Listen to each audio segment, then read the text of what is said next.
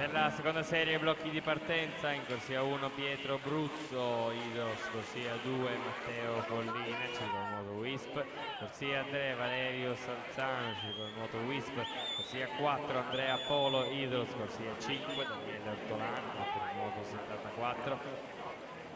alla 6 Samuele Gottardo,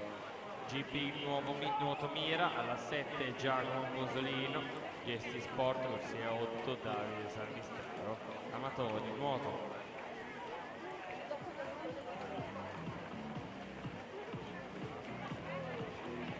Intanto si aggiudica questa terza serie in corsia 2 Luca Della Detta 2.17.77, seconda posizione Riccardo Codia 2.19.59.